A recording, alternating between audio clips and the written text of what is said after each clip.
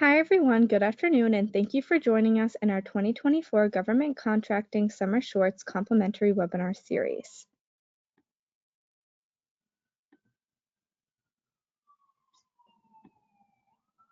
First, a bit about Jennifer Schaus & Associates.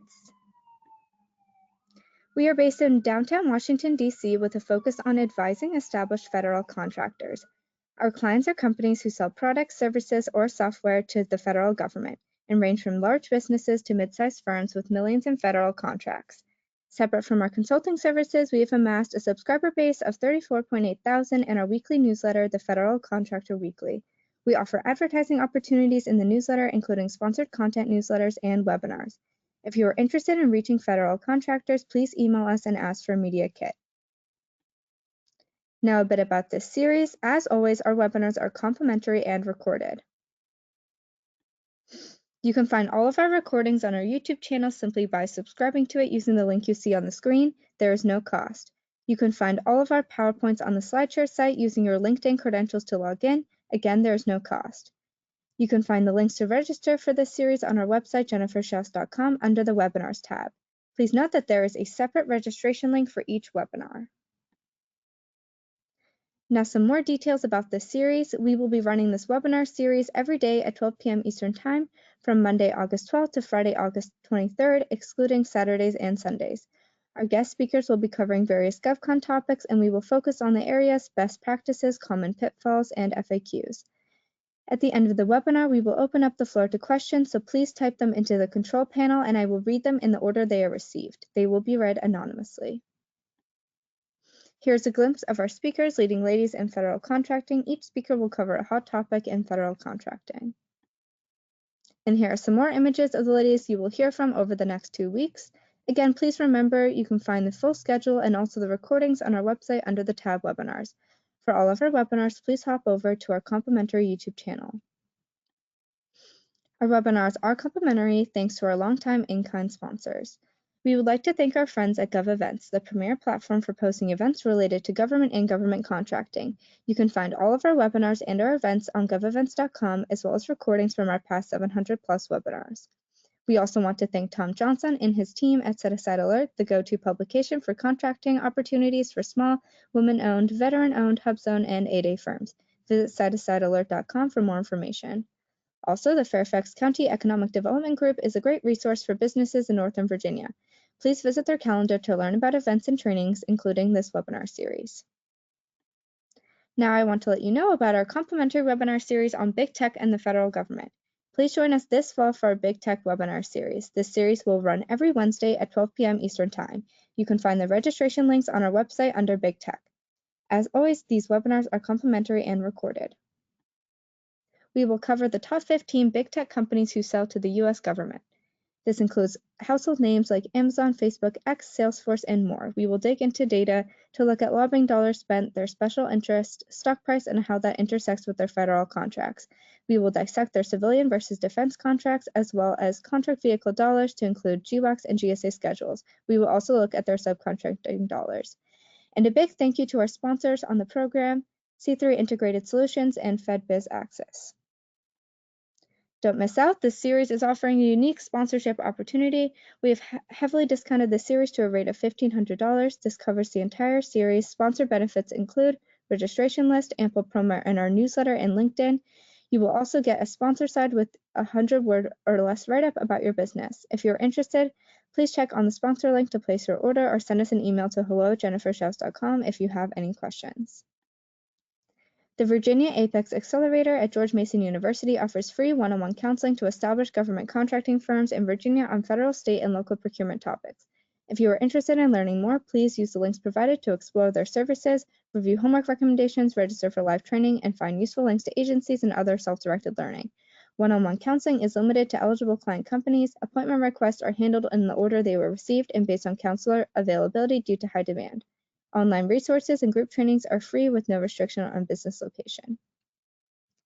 Now let's welcome today's speaker to the webinar, please. Our speaker today is Karen Long from Streamline Government Contracts, and today she will cover the topic of compliance. Karen, we're so excited to hear your presentation today. I'll put myself on mute and turn the floor over to you. Please let me know when you'd like to advance to the next slide, and I will advance them for you as discussed earlier. I will then jump back in to read the audience questions at the end.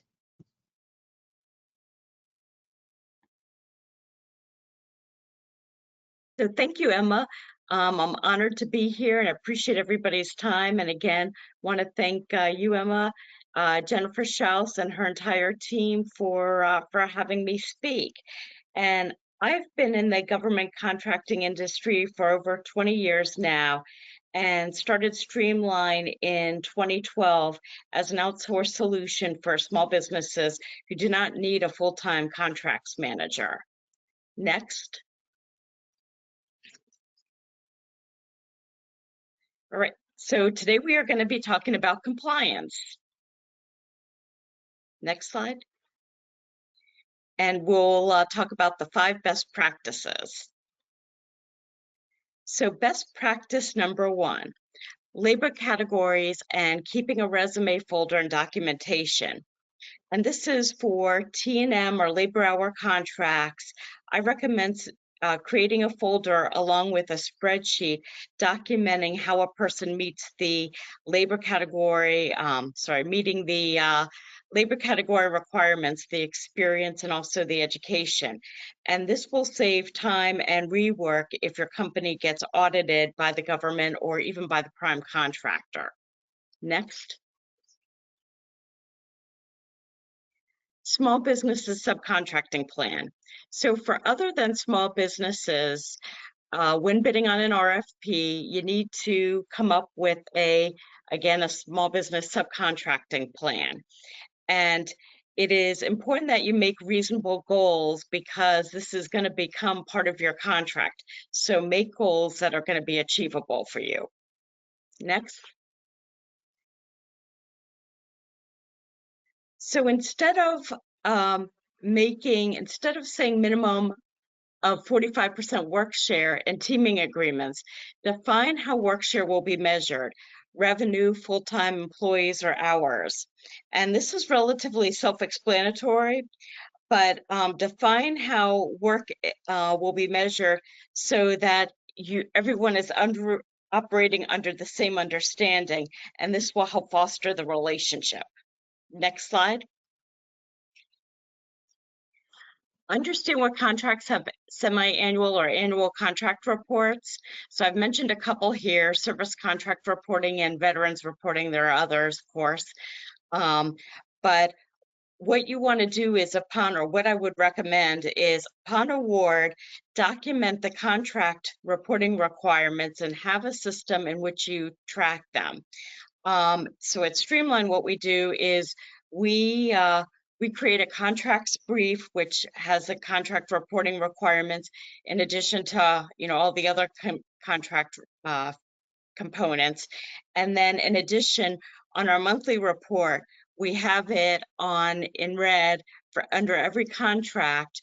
We write and have what the semi-annual or annual reporting requirements are.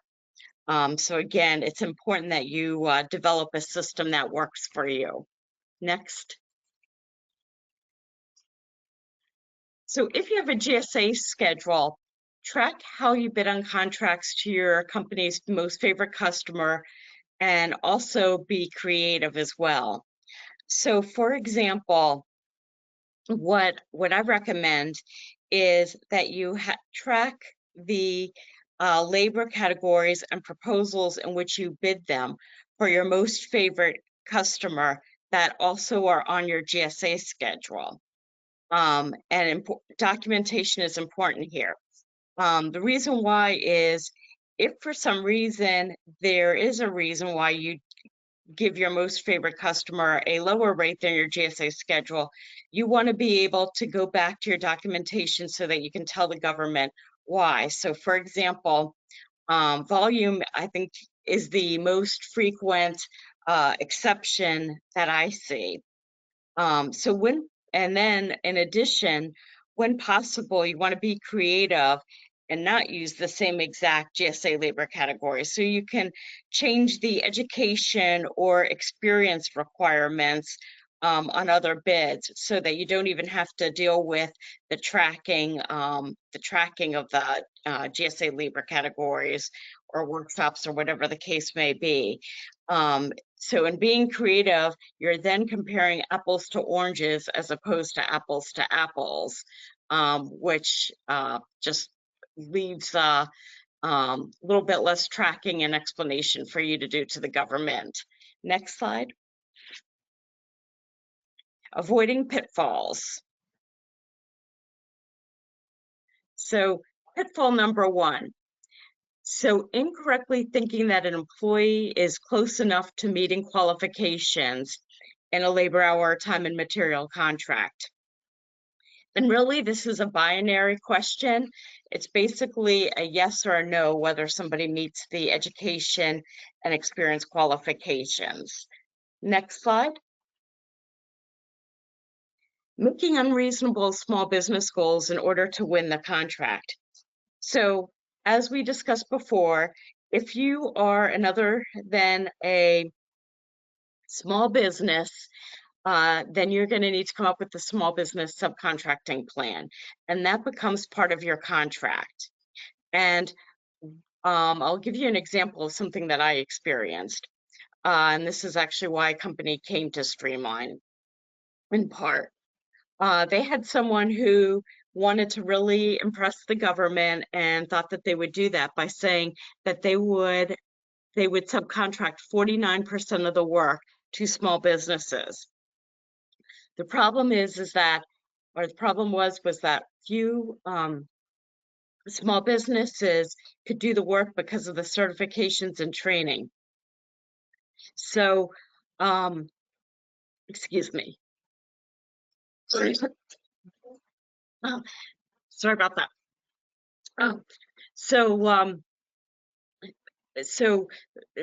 there were not a lot of small businesses in that industry, but it was a requirement of the contract. So again, that's something that you want to try to avoid if at all possible. It's going to count against you if you're not able to achieve your small business goals. Next slide.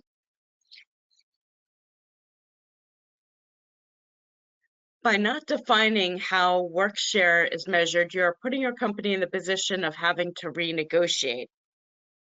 So you may, the subcontractor may be thinking if they're going to get a minimum of 40% work share, they may think they're getting 40% of revenue, whereas the prime contractor may think they're going to get 40% of the full-time employees or FTEs, and maybe thinking, well, they will just give the subcontractor the 8 lowest labor categories.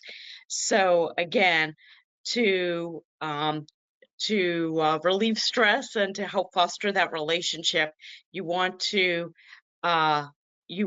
define how work share is measured in your teaming agreements. Next slide.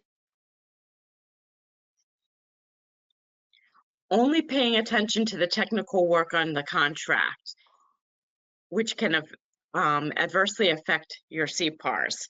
So contract reporting is a part of the obligation of being a federal government contractor. So find methods that work to ensure that you can meet the deadlines and so that you don't have this issue. Next slide.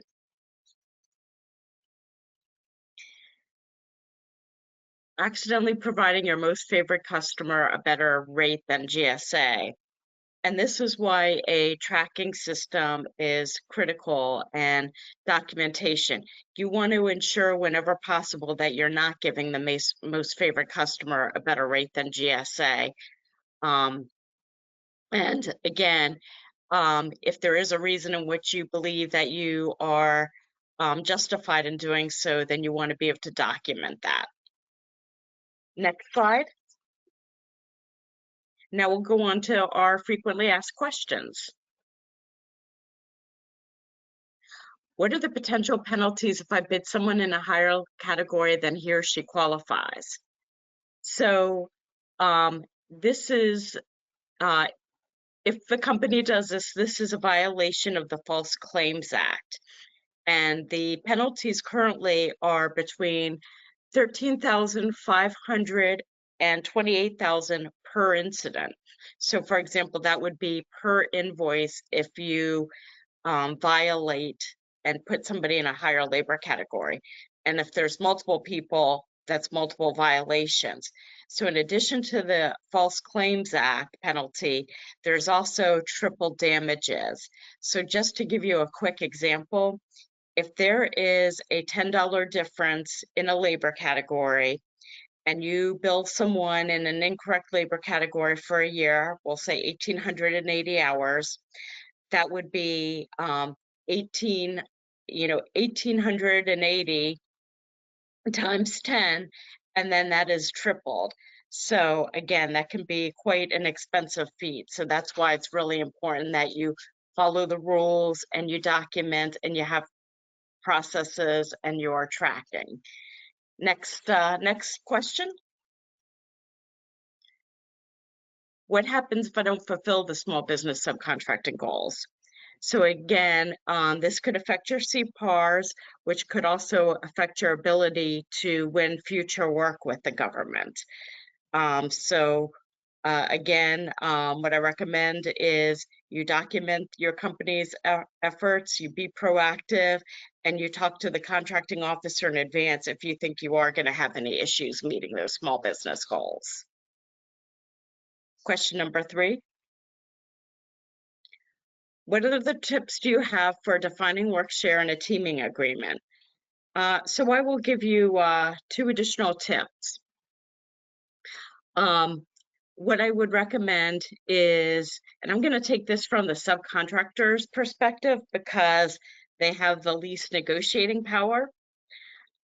So what I would say is to provide a target and a minimum.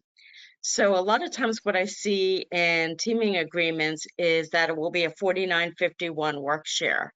Well, rarely is it exactly 49-51. Sometimes if it's firm fixed price, but even then it's generally not exactly 49-51. So what I recommend is to say target of 49% with a minimum of 45%. That way there's a floor and you know it's not going to go below that floor. The second suggestion that I will throw out is, and again, this is from the subcontractor's perspective, for the work share, I would suggest saying for the life of the contract in its entirety, including the option periods. So again, you're going to have a minimum and maximum work share amount, and then to say for the entire life of the contract, including all the option periods, to just be very specific that we're not talking about only the base period and that there's no misunderstandings and it is captured completely and accurately. Next question. What is the purpose of the what is the purpose of the service contract reporting? So the 2 purposes are that it helps the government plan and make decisions, and then it also evaluates how resources are expended. So that is, that's the reason why there are so many of these contracts that have that requirement. Next question. What are the consequences if you provide the most favored customer a better rate than GSA? So generally, if you reduce your rate and provide a better rate to the most favored customer as opposed to GSA, what happens is you need to, 1, lower your rate on your GSA schedule going forward, and then 2, give the government a refund for the difference between what the government was charged and what you charged your most favored customer, and refund the difference. Next. All right, I will hand it back to you, Emma. Thank you so much, Karen. We'll now open the floor up to questions, so please type your questions into the control bar. Okay. I'll just give a few seconds here and wait for people to type some questions in.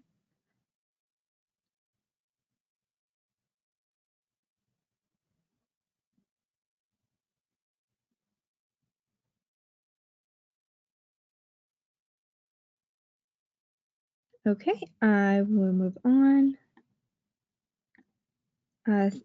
Thank you again, Karen, for such a great presentation today. Oh, here we have a question. You mentioned you can't give a better rate than GSA rate. Does this apply to micro purchases also? Yeah, so GSA, to my knowledge, and if you want, you can send me an email, klong@streamlinegovcon.com. I think my information will be coming up. I will double check that. But I believe that, yes, that would include micro purchases, but I can double check that for you. I'm not 100% certain off the top of my head. Okay. That's a good question. Yep, so if you have any more questions for our speaker, please contact her using the information you see on your screen. Thank you everyone for joining us today. Today's webinar can be found on our YouTube channel within 24 hours, and the slides as mentioned are always on our SlideShare site. And a friendly reminder, our Big Tech and Federal Contracting webinar series kicks off this fall, 15 webinars, 15 Wednesdays. All webinars are free to attend. Please take advantage of our heavily discounted sponsor rates to get in front of federal contractors, obtain registration lists, and share a consistent message over the course of 15 webinars. Again, thank you, Karen, and thank you everyone for attending. Catch today's replay on YouTube, and if you are currently watching the YouTube video, please leave us a comment or like the video and subscribe to our channel. We'd love to hear from you. That's all for today. Thank you everyone again.